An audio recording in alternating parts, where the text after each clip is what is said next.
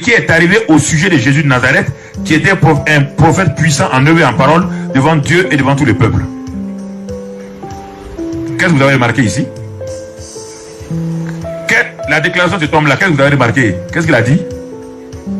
Ah, quand vous mettez la parole de Dieu, il faut que vous... C'est un dialogue entre vous et Dieu. Cet homme, qu'est-ce qu'il dit? Ce Cléopas-là, qu'est-ce qu'il dit? Il dit Jésus de Nazareth était quoi? Un prophète. Alors, est-ce qu'il pouvait comprendre la parole de Dieu? Quelle est, frère, compréhension de Jésus? C'est un simple prophète? Ah.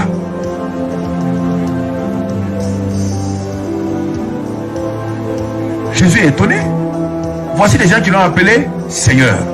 N'oubliez pas qu'ils sont disciples de Jésus, oui ou non? Et tous les disciples l'appelaient prophète. Est-ce qu'il y a un disciple qui appelait Jésus prophète? Il l'appelait quoi? Maître et puis Seigneur. Mais voilà maintenant, la réalité est là.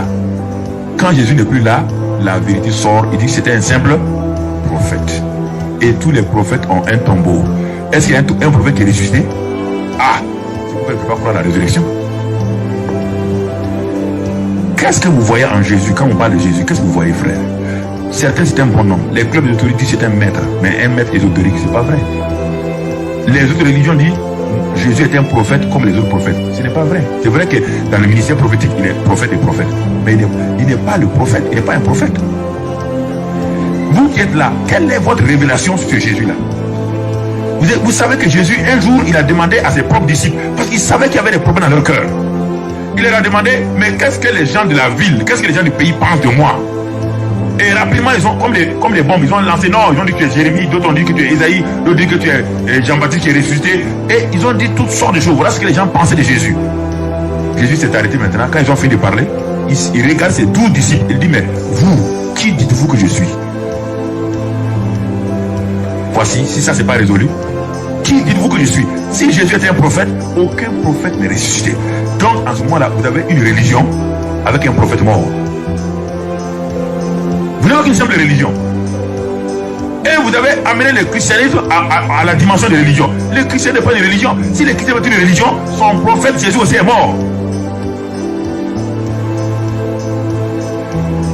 Je viens de l'islam et mon papa, je pratiquais l'islam. Je connais le Coran. Si Jésus est un simple prophète, et qu'actuellement en Occident, vous tombez dans ce piège-là, vous voulez ramener Jésus comme un des... Vous voulez le comparer à Confucius, à Bouddha, à Mohamed, vous voulez le comparer, c'est pourquoi votre christianisme ne va pas de l'avant. Votre problème en Occident, c'est ça. Vous croyez que c'est un fils de Dieu comme ça, oui, mais en réalité, c'est pourquoi vous dites toutes les religions s'équivalent. On a le même Dieu, on n'a pas le même Dieu. On n'a pas le même Dieu, écoutez, je vous dis ça, si vous voulez vous faire, on n'a pas le même Dieu.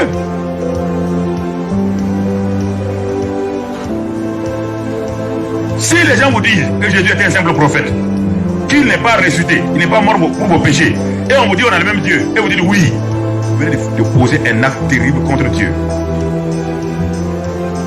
Si vous voulez faire plaisir aux gens de votre bureau, et vous dites oui on a le même Dieu, vous dites oui on a le même Dieu, alors, donc vous avez renié Jésus. Il faut que vous ayez le courage de vos opinions et de votre croyance. Ayez le courage. On veut ramener Jésus à une religion. On a amené le christianisme à une religion. Et vous êtes tombé dans ce piège, vous acceptez que le christianisme est une religion. Si c'est une religion, tous les fondateurs de religion ont une tombe. Et leurs ossements sont là-bas. Le christianisme est le seul où on dit il n'est pas ici, il est ressuscité.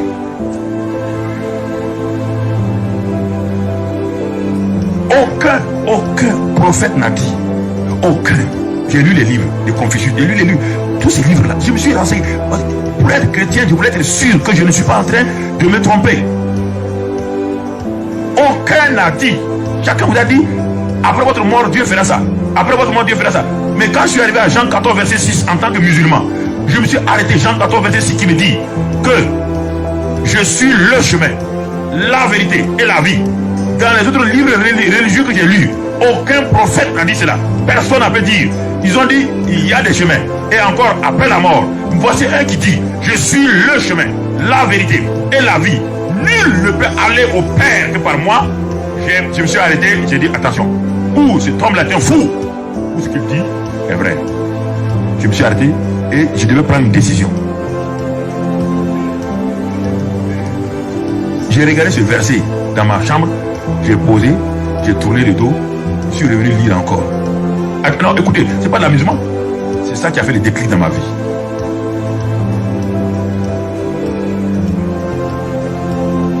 Et c'est ça que vous trouvez que c'est étroit. Et c'est même les évangéliques, vous trouvez que c'est étroit. C'est trop étroit, on est sectaire. Mais Jésus a le christianisme a commencé comme une secte. Oui ou non? On appelle la secte de qui? La secte de qui? Du Nazaréen. Ça veut dire quoi? Vous ne voulez pas, vous voulez être dorloté par tout le monde. Vous voulez que tout le monde dise on a la même religion, vous savez, nous sommes ouverts. Vous ne voulez pas être étroit. Jésus a parlé du chemin quoi? Chemin large et le chemin étroit. Et quand on le suit, on est sur quel chemin? Alors, vous ne voulez pas suivre le chemin étroit. Vous voulez faire des compromis avec les gens. Vous voulez dire aux gens qu'ils sont pareils. Vous n'avez pas ce courage-là. C'est pourquoi au temps convenant, quand vous l'appelez, il ne vient pas. Si c'est un prophète, tous les prophètes sont morts. Vous avez déjà vu dans les autres religions, on prie au nom d'un prophète? Hein? Il faut que vous ayez le courage. Vous devez être l'avocat du christianisme. Vous devez être l'avocat de Christ Jésus. Il est le chemin. L'article définit le. Il n'a pas laissé l'initiative à quelqu'un pour dire je suis un des chemins. Tous les chemins mènent à Rome, mais pour au ciel, il y a un seul chemin, c'est Jésus-Christ. Vous entendez? Si vous voulez accuser moi de sectaire, mais ce n'est pas un problème. Je resterai basé sur la parole. Je n'aurai pas peur de vos yeux ni de vos regards. Jamais je ne fléchirai devant qui que ce soit, ni devant les yeux rouges de Satan, ni devant vos yeux blancs. Je ne ferai pas de compromis. Jésus dit il est le chemin. Personne ne peut aller au Père. Dans le ciel, il n'y aura aucun membre, aucune religion qui n'a pas respecté Jésus. Il n'y aura pas. Non, ça c'est clair. C'est clair. Il n'y a pas de. Il n'y a pas de négociation. C'est ça que vous appelez sectaire là? Je suis sectaire. Dans le ciel, il n'y aura personne d'aucune religion. Et même, il n'y aura même pas de chrétiens qui n'ont pas accepté que Jésus est réellement ce qu'il dit qu'il est.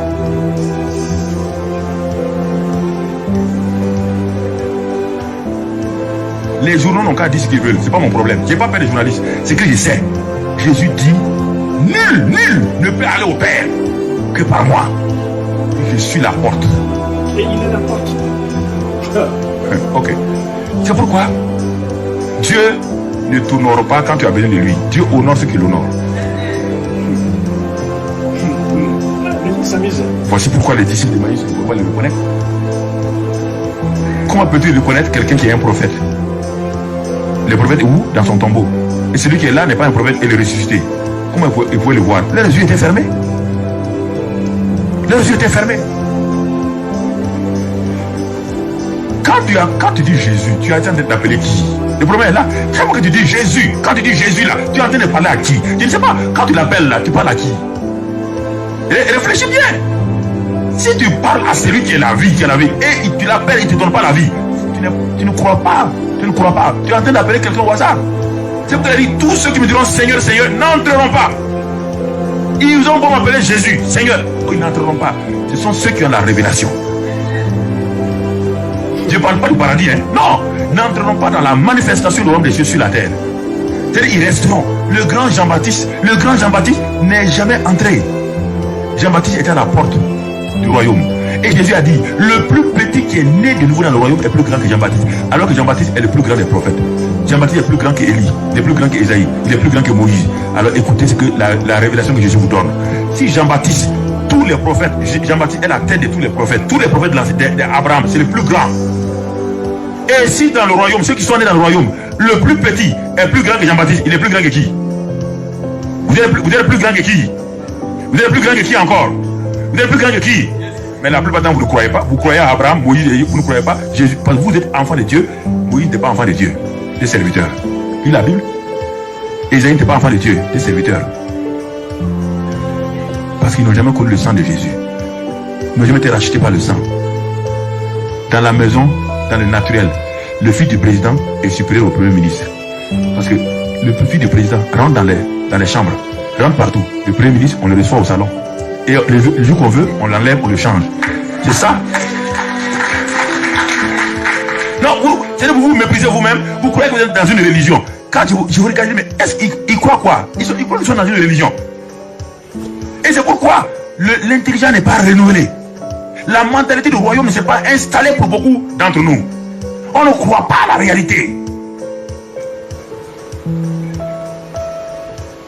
Il y a longtemps, quand le président Kennedy était au pouvoir, avant qu'il meure, il était en cabinet, conseil de cabinet avec ses ministres, à la maison, donc à la Maison Blanche.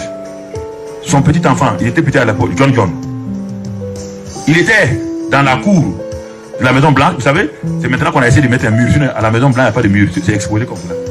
Donc le petit enfant jouait sur la pelouse. Il y a un citoyen américain qui tournait depuis le matin là-bas, qui voulait voir le président. Le petit John avait environ 9 à 10 ans.